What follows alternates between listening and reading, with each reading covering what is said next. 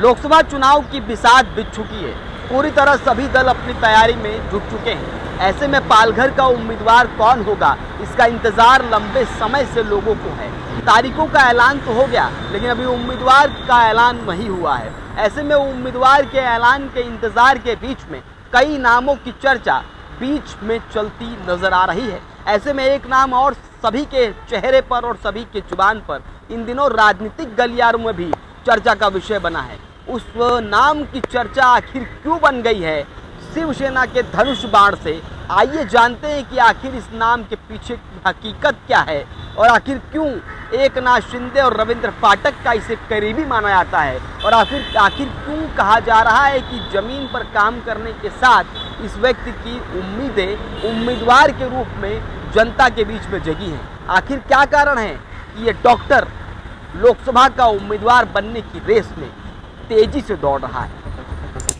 पालघर के लोकसभा चुनावी क्षेत्र में जहां चुनावी बिसात बिछना शुरू हो चुकी है, तो वहीं दूसरी तरफ उम्मीदवार का इंतजार अब मतदाताओं के नेत्रों में नजर आना शुरू हो चुका है। उनकी उत्सुकता बढ़ी है और दिलों की धड़कनें थमी है कार्यकर्ताओं की कि आखिर उनका उम्मीदवार कौन सा होगा। इस पूरे चुनावी माहौल में एक नाम इन दिनों एकनाथ शिंदे की शिवसेना की तरफ से तेजी से चर्चा में आने से सभी के होश उड़ गए हैं। राजनीतिक गलियों में विपक्ष से लेकर एक ही पार्टी के साथी संगाती भी सकते में है। वो नाम है डॉक्टर विश्वास वड़वी। सूत्र बताते हैं कि निवर्तमान सांसद राजेंद्र गावित का महायुति के कार्यकर्ताओं के बीच में उनकी खासी नाराजगी देखी गई है। ऐसे में भाजपा के पास तो वैकल्पिक रूप से विलास तरे तथा संतोष जनाटे का नाम है, लेकिन शिवसेना के पास राजेंद्र गावित के बाद एक नाम ऐसा सामने आया है जिसको सुनने के बाद सभी के होश उड़ गए हैं। बताया जा रहा है कि एकनाथ शिंदे पालघर में शिवसेना के धनुष बाण चिन्ह पर उम्मीदवार की घोषणा से सभी को चौंका सकते हैं। इस चौंकाने वाले श्रेणी में सबसे आगे नाम डॉक्टर विश्वास वड़वी का नाम तेजी से सामने आ रहा है। आइए समझते हैं कि डॉक्टर विश्वास वड़वी का नाम तेजी से सामने आखिरकार शिवसेना की तरफ से क्यों आ रहा है, क्या है धरातली सच्चाई और आखिर इस नाम की तेजी से चर्चा क्यों शुरू हो गई है। डॉक्टर विश्वास वड़वी की पकड़ महायुति में भाजपा से भी खासे अच्छे व्यक्तिगत रूप से ताल्लुक है। ऐसे में भाजपा के कार्यकर्ता भी यदि महायुति से डॉक्टर विश्वास वड़वी का नाम सामने आता है तो उसे स्वीकार करने में उन्हें कोई परहर्ज नहीं होगा। दूसरा, अब तक सबसे युवा और एक पढ़ा लिखा आदिवासी युवा नेता के रूप में डॉक्टर विश्वास वड़वी को देखा जा रहा है। योग्यता के आधार पर भी डॉक्टर विश्वास का नाम सबसे आगे नजर आ रहा है। तीसरा, विश्वास फाउंडेशन के माध्यम से वड़वी ने जनता के बीच हर क्षेत्र में जमकर काम किया, जो बिना किसी पद के अंजाम देना कठिन था, लेकिन डॉक्टर विश्वास वड़वी ने अपने फाउंडेशन के माध्यम से खासे चर्चा में रहे काम के बल पर।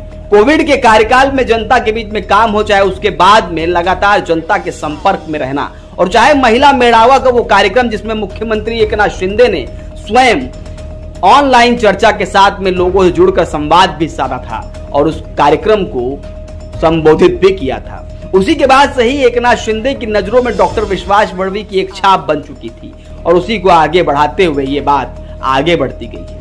बताया ये भी जाता है कि डॉक्टर विश्वास वड़वी शिवसेना में आज से नहीं बल्कि एकनाथ शिंदे जब थाने में काम करना शुरू कर रहे थे तो एकनाथ शिंदे, रविंद्र फाटक और विश्वास वड़वी की तिकड़ी काम करती थी।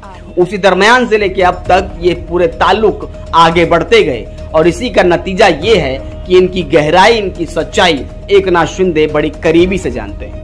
ऐसे में रविंद्र फाटक के करीबी और एकनाथ शिंदे के खासे करीबी होने के नाते जनता के बीच में नाम और काम के चलते जिस तरीके से खासा युवापन के और अपनी डिग्री के चलते जिस तरह चर्चा का विषय बना है, ऐसे में राजेंद्र गावित की मुश्किलें बढ़ सकती हैं। माना यह जा रहा है कि अगर इनको टिकट मिलती है तो भारतीय जनता पार्टी के कार्यकर्ताओं में जो रोष का माहौल शिवसेना के उम्मीदवार को लेकर है को भी कम होने की आशंका बताई जा रही है। ऐसे में डॉक्टर विश्वास वड़वी का नाम तेजी से चर्चा में आना और एकनाथ शिंदे के पास एक विकल्प उत्पन्न होना कहीं न कहीं राजेंद्र गावित की मुश्किलें बढ़ा सकती है। अब देखना यह होगा कि आने वाले समय में चुनावी बिसात के बीच में आखिर कौन रणभूमि में उम्मीदवार के रूप में शिवसेना के धनुष बाण के चिन्ह पर उतरता है और मैदान को फतेह करने के लिए या मैदान में लड़ने के लिए कैसे ताल ठोकता है। ये सब कुछ देखने वाली बात होगी।